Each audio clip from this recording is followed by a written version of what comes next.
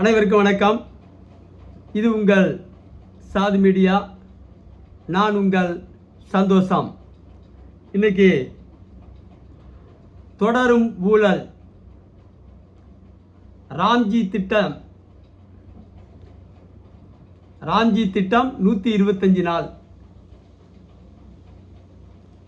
குடும்பத்துக்கு 43,750 கிடைக்குமா?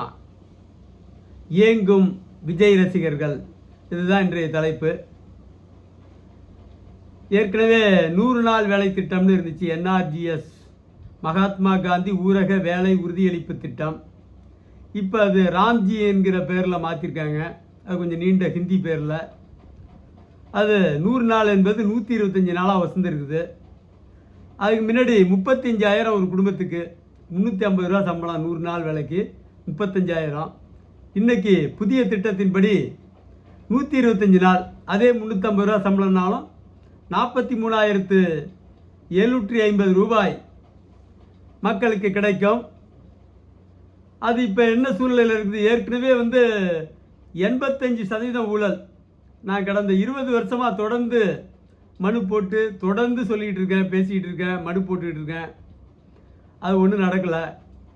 இப்போ தீய ஆட்சி நீங்கி தூய ஆட்சி வந்திருக்காங்க. 1 ரூபா வாங்க மாட்டேன்னு விஜய் சொல்லியிருக்காரு. பாராட்டுக்குரியது, நன்றி. அந்த திட்டம் இன்றைக்கி எந்த செயல்பாட்டில் இருக்குதுன்னா இன்றைக்கும் தொடருது. திமுக ஆட்சியில் என்ன நடந்துச்சோ அதுதான் இன்றைக்கும் நடக்குது.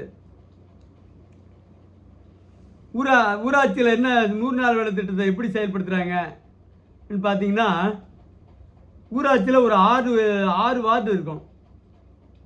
6 வார்டு இருந்துச்சுன்னா அதை 3ஆக பிரிச்சுப்பாங்க. 1, 2, 3, 4, 5, 6ன்னு 3ஆக பிரிச்சுப்பாங்க. வாரத்துக்கு ஒரு பகுதி, வாரத்துக்கு அந்த 2 வார்டு வேலை நடக்கும். 4வது வாரம் வேலையை நிப்பாட்டிடுவாங்க. ஆனால் முழு பில் எடுத்துருவாங்க வேலை செய்யாமலே. வேலையை பொறுத்த வரைக்கும் ஏற்கனவே இருக்கிற நடைமுறை, இன்றைக்கும் நடைமுறையில் இருக்கிற சூழல் என்னென்னா, ஒரு 35 பேர் வேலை பார்ப்பாங்க. 200 பேர் 250 பேருக்கு பில் எடுத்துருவாங்க. இதுதான் யதார்த்தம். எல்லாம் டிஜிட்டல், அது இது அதெல்லாம் சும்மா. என்னென்ன ஐடியாலாம் வச்சுருக்காங்கன்னு பார்த்தீங்கன்னா, ஒரு ஊராட்சி தலைவர் 200 ஏடிஎம் அட்டை வச்சுருக்காரு. ஊராட்சி தலைவர் வங்கியில் ஏடிஎம் வாசலில் உட்காந்துக்கிட்டு, வங்கி வாசல்லையே 200 அட்டைக்கு பணம் எடுக்கிறார். பணம் எடுக்கிறாருன்னா பேங்க்குக்கு தெரியாமலாம் எடுக்க முடியும். எல்லாம் பேங்க்குக்கும் கமிஷன், அங்கே கமிஷன், இங்கே கமிஷன், எல்லாத்துக்கும் அது மாதிரி சூழல். அது எப்படி 200 ஏடிஎம் கார்டு அவங்களுக்கு கிடைக்குது? அதுக்கு தான் அவங்க பலவிதமான டெக்னிக்கலை கையாளுறாங்க. என்னென்னா, உனக்கு ஒரு அட்டை, எனக்கு ஒரு அட்டை. நிறைய கொஞ்சம் ராமநாதபுரம், சிவகங்கை மாவட்டங்களில் மக்கள் ஓரளவுக்கு வேலைக்கு போயிடுவாங்க, பெண்கள், ஆண்கள். ஆனால் பிற மாவட்டங்களில் பார்த்திங்கன்னா அந்த அளவுக்கு வேலைக்கு போக மாட்டாங்க. பெண்கள் வேலைக்கு போகிற வழக்கம்லாம் இல்லை நிறைய பகுதிகளில். ஏதோ ஒரு குறிப்பிட்ட மிக குறுகிய அளவிலான மக்கள் தான் வேலைக்கு போகிறவங்க. அவங்களும் வேலைக்கு தான் போவாங்களே தவிர இந்த வேலைக்கு வர்றது ரொம்ப வாய்ப்பு கம்மி. ஏன்னா ஒரு நடவு நட்டால் கூட இன்றைக்கி 1000 ரூபா கான்ட்ராக்டில் நட்டு போயிடுவாங்க. அந்த அளவுக்கு காசு வருவாய் இன்றைக்கி தொழில் இருக்குது. களை எடுத்தல், நடவு நடுதல்னு கடுமையான வேலை பணி. அதற்கிடையில் வேலை இடையில கிடைக்கும்போது கூட இவங்க தரப்பில் ஆட்கள் இருக்காங்க. யார்? ஊராட்சி தலைவருக்கு இப்போ பணித்தள பொறுப்பாளர்கள்னு ஊராட்சியில் ஒரு 4 பேர் 4 பேர் 5 பேர்னு இருக்காங்க. அவங்க வீட்டுக்கு வீடு போய் சொல்லிடுவாங்க, அக்கா, யார்? விஜய் அக்கா, சிஸ்டர்ஸ், எங்கள் எல்டர் சிஸ்டர், யங்கர் சிஸ்டர்ஸ்லாம் இருக்காங்க தமிழ்நாடு முழுக்க விஜய்க்கு. அவங்ககிட்ட போய், அக்கா நீங்கள் வேலைக்கு வர வேண்டாம், உங்களுக்கு நீங்கள் ஏன் அவ்வளோ கஷ்டப்பட்டுக்கிட்டு, உங்களுக்கு பாதி சம்பளம் கொடுத்துடலாம், எடுத்துங்க அம்மாங்க. இன்னொரு பகுதியில், தங்கச்சி நீ வேலைக்கு நீ ஏன் கஷ்டப்படுற, இந்த உனக்கு பாதி சம்பளம் கொடுத்துட்றேன், இருந்துக்கம்மா. என்ன நிலைமை நடக்கும்? அது 2 மாதத்தில் 1 வாரம் தான் அவங்களுக்கு வேலை. அது எப்படியும் 4 வாரம், 3 வாரம், 4 வாரம், அதாவது 3 மாதத்தில் 3 வாரம் கொடுப்பான், அல்லது 4 மாதத்தில் 4 வாரம், மொத்தத்தில் அதுதான் அதிகபட்சமாக போகும். வேலை கொடுப்பான். அதில் பாதி காசை வாங்கிப்பான். வாரத்துக்கு 6 நாள், 6 நாளைக்கு 2100 ரூபா. அதில் பாதி 1000 ரூபாயை வாங்கிப்பான். அது முடிஞ்சுது. அது ஒரு பக்கம் எப்படி 4 வாரம் வேலை பார்த்தாலும் 2 வாரம் வேலை பார்த்ததுக்கான அடையாளம் தான். காசு போயிடுது. இன்னொன்று அதுவும் சரியாக கொடுக்குறதில்ல, 2 வாரமே கொடுக்குறதில்ல. இப்படியே சொல்லி சொல்லி சொல்லி சொல்லி ஏமாற்றி வருஷத்தில் 4 வாரம் 3 வாரம் கொடுத்து அவனை மொட்டை அடிச்சிடுறான். 3000 4000 தொடாமல். இன்னொரு பக்கம் என்ன பண்ணுறான், வசதியானவர்கள்லாம் இருக்கான். வசதியானவங்கன்னு இல்லை, வேலைக்கு போக மாட்டான். ஒரு சாரர் வேலைக்கெல்லாம் போகிற வழக்கு பெண்கள்கிட்ட கிடையாது அதிகமாக. அதான் இந்த ஒரு சில மாவட்டங்களை தவிர்த்து. அந்த மாதிரி இடத்துல என்ன பண்ணுறான்னா, உனக்கு ஒரு அட்டை எனக்கு ஒரு அட்டை, குடும்பத்துக்கு 2 அட்டை போட்டுருவான். போட்டால் நீங்கள் ஒரு அட்டையை வச்சிங்க, என்கிட்ட ஒரு அட்டையை கொடுத்துருங்க. அட்டைனா ஏடிஎம் கார்டு. ஏடிஎம் கார்டுலாம் இவனே வாங்கிப்பான். பேங்க்கில் கொடுத்தா எல்லாம் பேங்க்லாம் இப்போ கட்டுப்பாட்டில் தான் இருக்குது.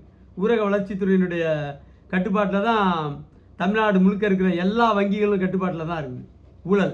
ஊழல்னா பெருத்த ஊழல். பேங்கினுடைய அனுமதி இல்லாமல், பாதுகாப்பு இல்லாமல், பேங்கினுடைய சப்போர்ட் இல்லாமல் பண்ண முடியாது. ஏன்னா யாருக்கும் செய்தி போகாது. இவன் பணத்தை எடுத்தான்னா மெசேஜ் போகாது அங்கே. அதுக்கான வேலையை அவன் பார்த்துப்பான். இந்த வேலைலாம் செஞ்சுக்கிட்டு இருக்கிறதுனால 200 அட்டை வரைக்கும் வச்சுருக்கான் ஊராட்சி தலைவர். அந்த அட்டையை வச்சு வாரம் வாரம் உட்காந்து அவன் பாட்டுக்கு ஃபுல்லாக எடுக்கிறான். அவன் அட்டைக்கு, அவன் வச்சிருக்கிற 200 அட்டைக்கு வருஷம் முழுக்க பில் எடுத்துக்கிட்டு இருப்பான். இந்த உனக்கு ஒரு அட்டை எனக்கு ஒரு அட்டைன்னு சேர்ந்தவங்களுக்கு அதிகபட்சமாக ஒரு 2 வாரம் அல்லது 3 வாரம் கொடுப்பான். மாதம் ஒரு வாரம் தானே, 3 வாரம் ஒன்று விட்டு ஒரு வாரம் அவனு கொடுத்தானா 3 வாரம் கொடுப்பான். 3 வாரத்துக்கு அவங்களுக்கு கிடைச்சது 3000 ரூபா. சரி, சும்மா உட்காந்துருக்கோம், நமக்கு 1000 ரூபா கிடைக்குது அவங்க நினைக்கிறாங்க.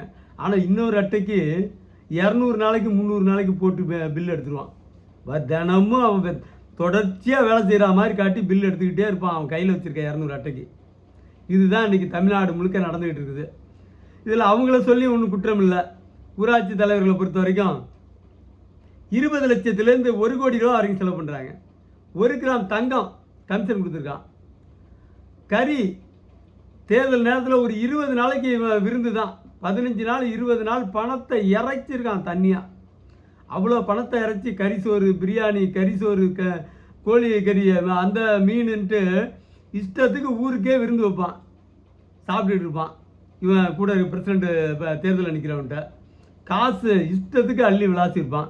அவனுக்கு தெரியும் போட்ட காசை எடுத்துடலான்ட்டு. எப்படி மினிமம் கிளாஸு ஊராட்சிலேயே ஒரு 7-8 கோடி சம்பாதிச்சிடலாங்கிறது ஒரு கணக்கு. 1 கோடி ரூபா முதலீடு பண்ணால் எப்படியும் ஒரு 7-8 கோடி குறைச்சலாம். அது மாநகர ஒட்டின பகுதியெல்லாம் கேட்க வேணாம். 300 கோடி 500 கோடி வரைக்கும் சம்பாதிக்கலாம். அவ்வளவு பெருத்த வருவாய் இருக்குது. அதெல்லாம் விரிவாக பேசணும்.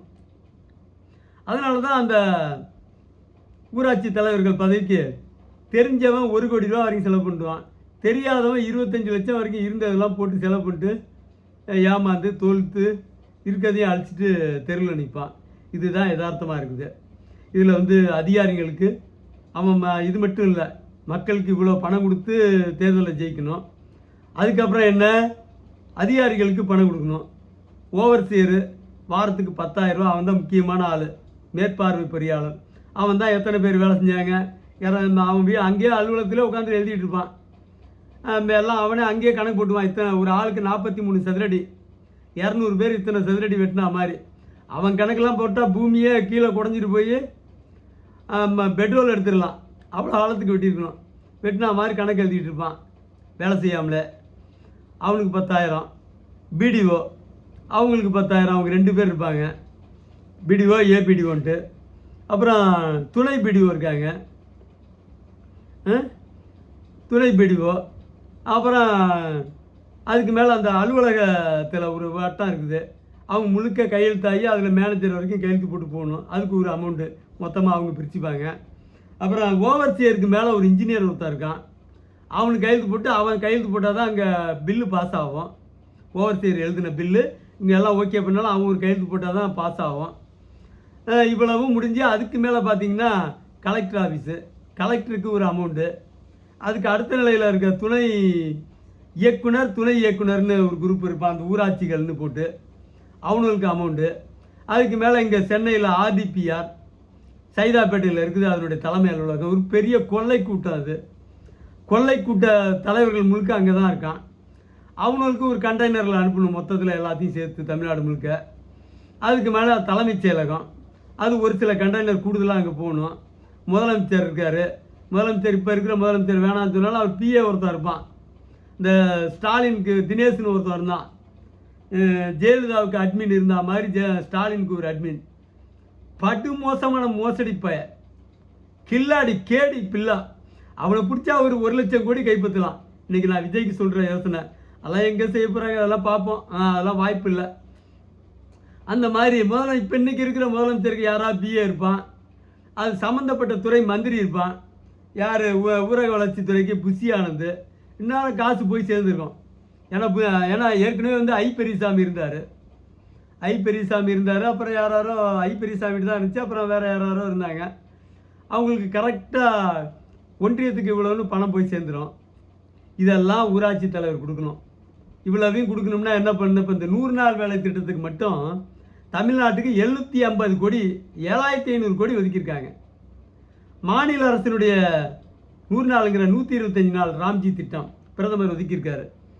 மாநில அரசினுடைய பங்கீடுன்னு சேர்த்தோம்னா ஒரு 5000 கோடி, 12500 கோடி. தமிழ்நாட்டில் 12526 ஊராட்சி இருக்குது. ஊராட்சிக்கு 1 கோடி ரூபான்னு வச்சுட்டா கூட சராசரிக்கு 1 கோடி ரூபான்னு வச்சுக்கிட்டா இவன் 15 லட்ச ரூபா சம்பளம் கொடுக்க மாட்டான். மனசு வராது. மொத்தமாக சுருட்டுற 1 கோடியும் சுருட்டுறது எப்படின்னு பார்ப்பான் ஊராட்சி தலைவர். 15 லட்ச ரூபா அதிகபட்சமாக செலவு பண்ணுவான். 85 லட்ச ரூபாயை சுருட்டுருவான். அதாவது ஒரு ஊராட்சி தலைவர் 5 வருஷத்தில் நான் 4,25,00,000 இந்த 100 நாள் வேலை திட்டத்தில் மட்டும் அடிச்சிருவான். அதுக்கு மேலே வேறு நிறைய வாய்ப்பு இருக்குது. பிரதமர் வீடுகட்டு திட்டம், இந்த இதர திட்டங்கள்லாம் இருக்குது. இவ்வளவு திட்டத்தையும் வச்சுக்கிட்டு அவன் விஜயோட சிஸ்டர்ஸுங்கள், யங்கர் சிஸ்டர், எல்டர் சிஸ்டருக்குலாம் எங்கேயாவது காசு கொடுக்க போகிறான். இந்த மாதிரி தான் உனக்கு ஒரு திட்டம், எனக்கு ஒரு திட்டம், உனக்கு பாதி எனக்கு பாதி, இப்படி திட்டத்தை போட்டு மொத்தமாக நொறுக்கி மக்கள் ஏங்கிட்டு இருக்காங்க. 43,750 ரூபா கிடைக்கணும். 125 நாள் தான். ஒரு நாளைக்கு 350 ரூபா. 43,750 ரூபா கிடைக்குமா? விஜய் ரசிகர்கள், யங்கர் சிஸ்டர், எல்டர் சிஸ்டர்கள்லாம் ஏங்கிட்டு இருக்காங்க. பசங்களை பொறுத்த வரைக்கும் அவன் வேலைக்கு போயிடுவான். 100 நாள் வேலைக்கு அவன் போகிறான். ஆண்கள் அவ்வளோ வேலைக்கு போக மாட்டாங்க. 100 நாள் வேலைனால அது கிளவி திட்டம்னு சொல்லலாம். கிளவிங்களை மட்டும் அழைச்சிட்டு போவான். அது அந்த கிளவிங்க சும்மா இருக்கிற கிளவிங்க முடியாதுன்ட்டு இப்போல்லாம் அடித்து இந்த ஒரு ஊராட்சியில் இந்த கடைசிலேருந்து அந்த கடைசிக்கு கொண்டு போவான். 3 கிலோமீட்டர் 4 கிலோமீட்டர் வயவெளியில் நடந்தால் தளர்ந்து விடும் கிளவிங்க. ஒரு நாளைக்கு நடந்துச்சுன்னா ஒரு வாரத்துக்கு மெல்லமாக நடந்து காசை வாங்கிட்டு வாழ்நாள்லேயே மீண்டும் வேலைக்கு போகிறதில்ல. இப்போ அந்த அளவுக்கு கொண்டு விட்டாங்க. அதுக்கு முன்னெல்லாம் பக்கத்துலேயே வேலை கொடுப்பான், கொடுக்குறதில்ல. 3 கிலோமீட்டர் நடக்க விடுறது. இங்கே உள்ள கிழவிகளை அந்த கடைசிக்கு போ, அங்கே உள்ள கிழவிகளை இந்த கடைசிக்கு அனுப்புன்ட்டு. அது நல்லா இப்போ டெக்னிக்கல் என்னென்னலாம் வழியில் இருக்குன்ட்டு. இது மட்டுமா, அந்த ஊராட்சி தலைவர்களுக்கு இன்னமும் மேலே இருக்குது. டெல்லிக்காரன் இருக்கான், மோடி ஆளுங்க. அவன் தான் ஆடிட்டர், ஆடிட்டிங் பார்க்குறவன். தமிழ்நாடு முழுக்க ரொம்ப ஒழுங்காக ஆடிட்டிங் பார்க்குறான். அவனுக்கு எவ்வளவு? அவனுக்கு பெரிய கண்டெய்னர்களில் போகுது பணம். அவனுக்கு ஏற்கனவே ஒரு 1500 கோடி ரூபா அந்த அதிலே ஒதுக்கியிருக்காங்க சம்பளத்துக்கு மேலே அவன் பண்ணுற ஆடிட்டிங் கிளிக்கு இவனை கண்டெய்னரில் பணம் அனுப்புவான் தமிழ்நாடு முழுக்க. அவன் எங்கேயாச்சும் ஒரு இடத்துல உட்காந்து கையெழுத்து போட்டுட்டு இருக்கான். விஜய் என்ன செய்ய போகிறாரு? ஊழல் தொடருது. தடுக்க போகிறீங்களா இல்லை வேடிக்கை பார்க்க போகிறீங்களா? மக்கள் உங்களையும் கேள்வி கேட்பாங்க. நீங்கள் நேர்மையான வழியில் செயல்படுவீங்களா இல்லை புஷி ஆனந்த் என்ன செய்ய போகிறாரு? காசு வாங்கிட்டாரா இன்னும் வாங்கலையா? அங்கே ஊழல் அப்படியே தான் நடக்குது. ஏன்னா ஒரு கேள்வி கேட்பாடு கிடையாது. ஒருத்தன் என்னன்னு கேட்குறதுக்கே வழி கிடையாது. அத்தனை ஊழல். ஒரு யோக்கியம் கிடையாது. யோக்கியனா இருந்தாலும் அங்கே பேசுகிறதுக்கு வேலை கிடையாது. பேசுனா போட்டு தள்ளுவான். இப்போ அவங்களுக்கு எதிராக பேசுகிறதுங்கிறது உயிரை மறந்து தான் பேச வேண்டிய சூழல் இருக்குது. ஏன்னா உயிருக்கு உத்தரவாதம் இல்லை, எனக்கும் சொல்கிறேன். அதனால் விஜய் வந்து இதை தடுக்கிறதுக்கு ஊழலுக்கு எதிரான சட்டத்தை வலிமைப்படுத்தாமல் வெறுமனே திட்டத்தை செயல்படுத்துகிறேன்னு சொல்கிறதெல்லாம் சாத்தியமே இல்லை. அமெரிக்காவில் 20 வருஷம் ஜெயில் தண்டனை கொடுக்குறான் ஊழல் லஞ்சத்துக்கு. அந்த தண்டனை தமிழ்நாட்டில் முதலமைச்சர் விஜய் நிறைவேற்றணும். இதை பிரதமர் நிறைவேற்றணும். அவருக்கு வேலை நேரம் இல்லை, அல்லது அவங்க கட்சியில் அனுமதிக்க மாட்டாங்க. இப்போ நீங்கள் நடத்துறதுக்கு என்ன செய்ய போகிறீங்கன்னு தெரியல. உங்கள் கட்சியிலையும் ஊழலை வழி நடத்துகிறவனே, இந்த ஊழலை எல்லாம் வழி நடத்துகிறவன் தான் உங்கள் கட்சியில் அமைச்சராக இருக்கான் கூட்டணியில். இதெல்லாம் வச்சுட்டு நீங்கள் ஊழலுக்கு எதிராக சட்டம் போட்டிங்கன்னா நாளைக்கு உங்களை கவுத்து விட்டுருவான். என்ன செய்ய போகிறீங்கன்னு முடிவு செஞ்சு செய்யுமாறும் உங்களுடைய அன்பு சகோதரிகள், எல்டர் சிஸ்டர், யங்கர் சிஸ்டர்களை பாதுகாக்கும்படியும் கேட்டு நன்றி கூறி விடைபெறுகிறேன். நன்றி, வணக்கம்.